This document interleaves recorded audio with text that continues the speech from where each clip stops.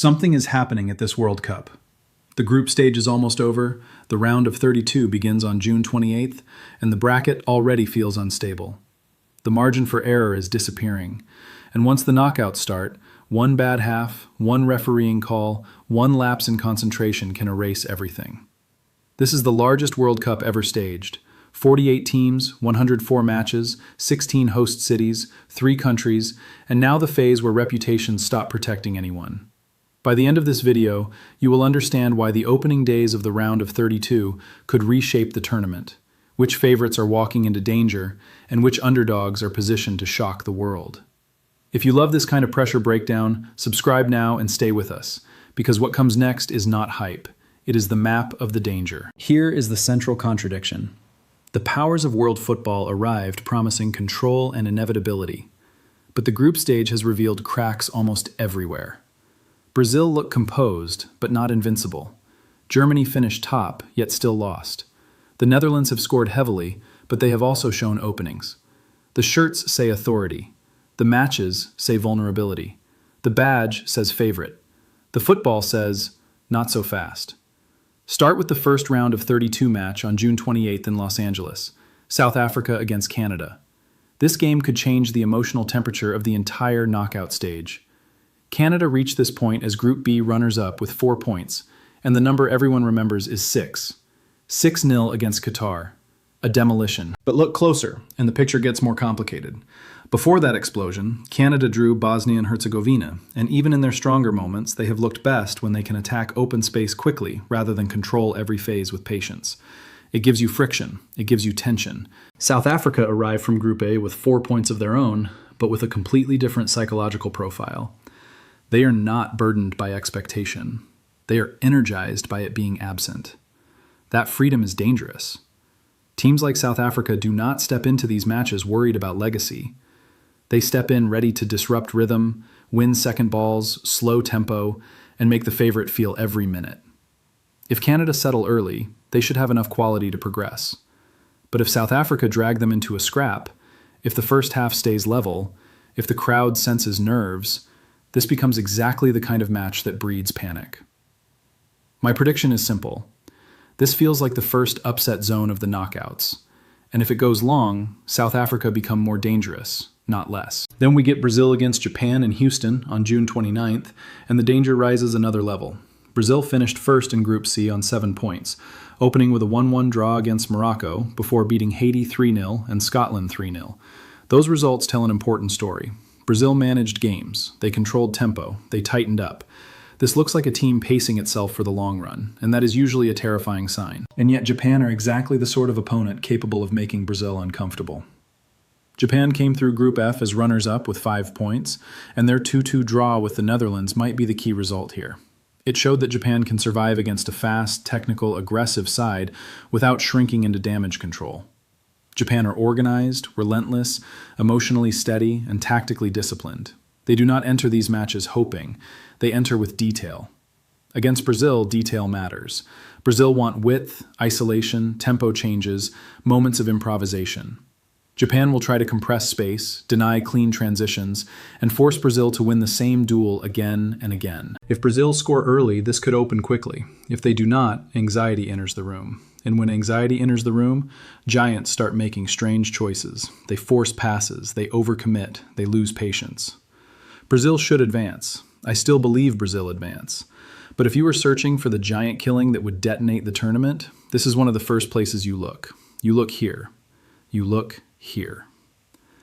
Now to Germany, and this is where the bracket starts to feel cruel. Germany won Group E with 6 points. They opened by crushing Curaçao 7-1, then beat Ivory Coast 2-1, and just when the machine seemed to be stabilizing, they lost 2-1 to Ecuador. That final result mattered because it exposed the one thing elite opponents hunt immediately in knockout football: uncertainty.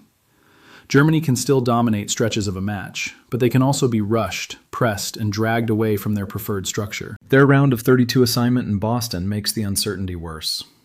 Germany face one of the best third-place teams from groups A, B, C, D, or F, which means their preparation cannot lock fully onto a single opponent.